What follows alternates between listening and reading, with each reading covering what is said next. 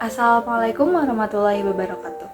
Halo semuanya, kenalin namaku Ajwa Salsabila Safira, bisa dipanggil Ajwa dengan NIM 2210912220030. Aku dari program studi Kesehatan Masyarakat Fakultas Kedokteran dan Ilmu Kesehatan Universitas Lama Mangkurat.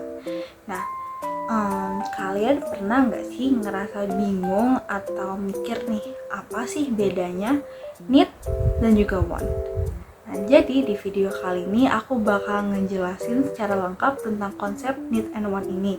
Mulai dari definisi, kemudian cara pengukuran need and want, kemudian faktor yang mempengaruhinya, sampai ke contoh need and want ini. Jadi kalau kalian penasaran, just keep on watching this video ya. Nah, jadi di sini aku bakal ngejelasin tentang need atau kebutuhan.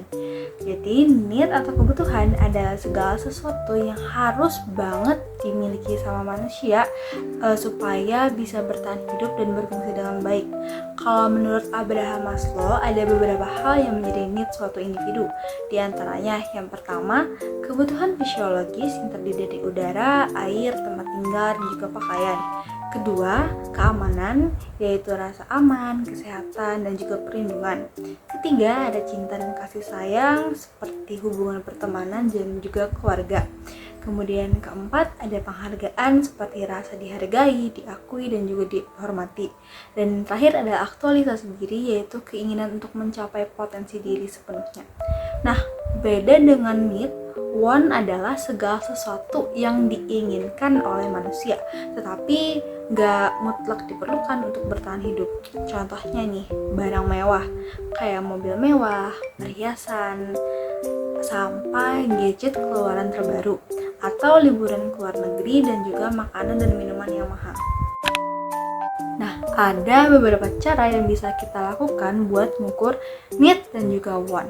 Di antaranya, yang pertama, wawancara, yaitu kita menanyakan beberapa pertanyaan terbuka untuk menggali informasi terkait want dan juga need target konsumen. Yang kedua adalah cara studi pasar, yaitu kita mengumpulkan, menganalisis, dan juga menginterpretasikan informasi terkait potensi pasar. Yang ketiga ada cara survei, yaitu menyebarkan kuesioner kepada target konsumen biar kita tahu want dan juga need mereka. Kemudian selanjutnya ada observasi perilaku, yaitu kita mengamati perilaku masyarakat dalam kesehariannya.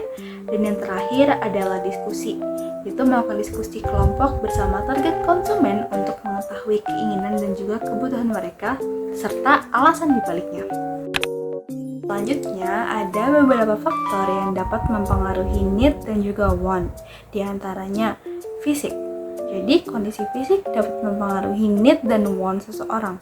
Contohnya nih, orang yang lelah akan memiliki need untuk istirahat, dan mungkin saja mereka memiliki want atau keinginan untuk membeli kasur baru yang lebih empuk dari kasur yang ada.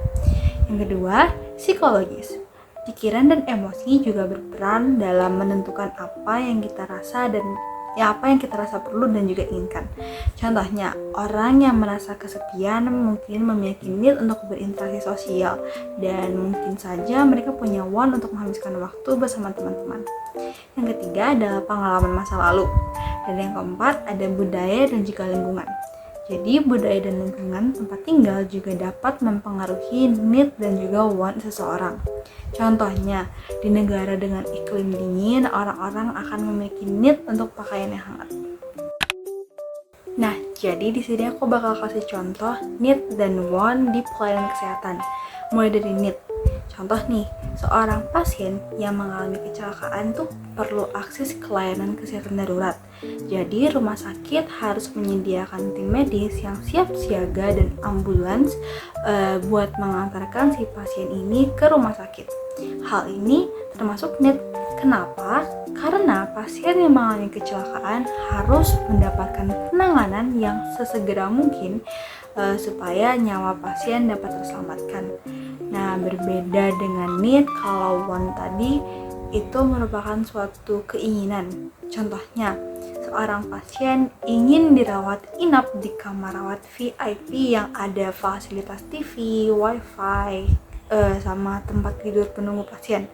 Hal ini termasuk want Karena tanpa fasilitas tersebut sebenarnya pasien tetap dapat mendapatkan pelayanan perawatan dari tenaga medis, dan juga fasilitas tersebut sebenarnya nggak berpengaruh terhadap kesembuhan pasien.